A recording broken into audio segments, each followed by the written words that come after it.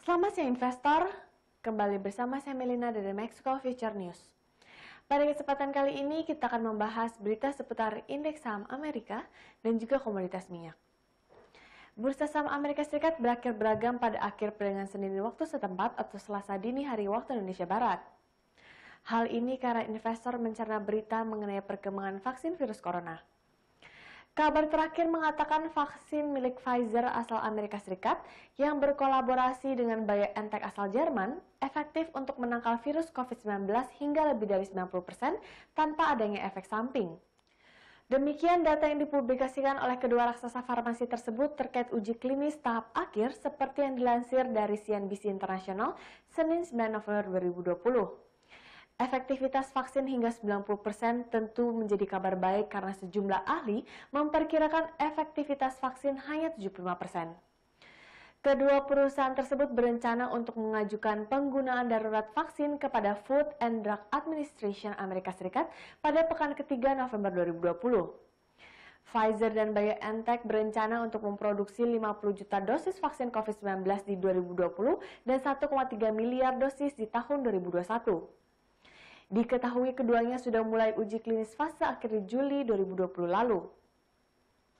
Selasa 10 November 2020, indeks Dow Jones Industrial Average melonjak 834,57 poin atau 2,95% menjadi 29.157,97.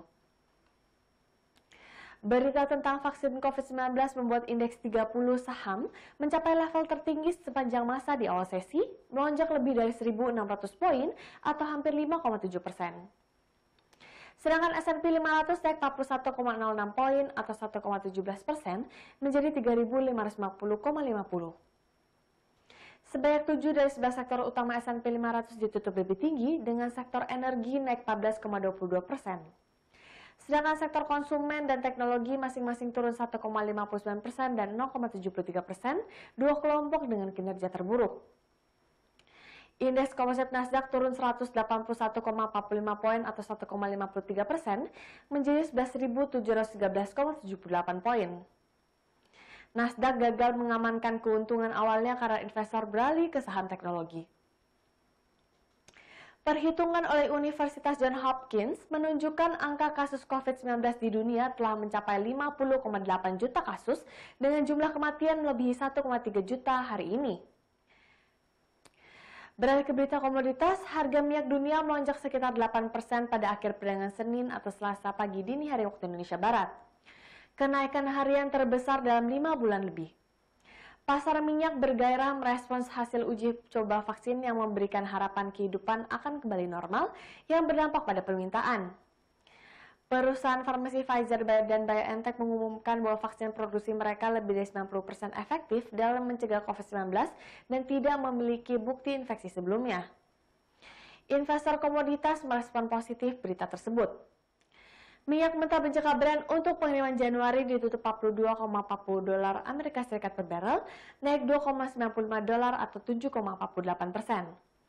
Sementara itu, minyak mentah Amerika Serikat West Texas Intermediate untuk pengiriman Desember melonjak 3,15 dolar atau 8,48% menjadi 40,29 dolar Amerika Serikat per barrel. Pasar minyak juga naik setelah Arab Saudi menyatakan negara tersebut dan produsen minyak lainnya dapat menyesuaikan fakta pemotongan pasokan saat ini. Mungkin akan mengurangi suplai di pasar jika permintaan merosot di musim dingin karena infeksi meningkat dan sebelum vaksin tersedia secara luas. Permintaan bahan bakar turun di seluruh dunia akibat dari pandemi. Dengan infeksi yang sekarang melebihi 50 juta orang secara global, banyak negara terutama di Eropa menerapkan kembali penguncian untuk memperlambat penyebaran virus.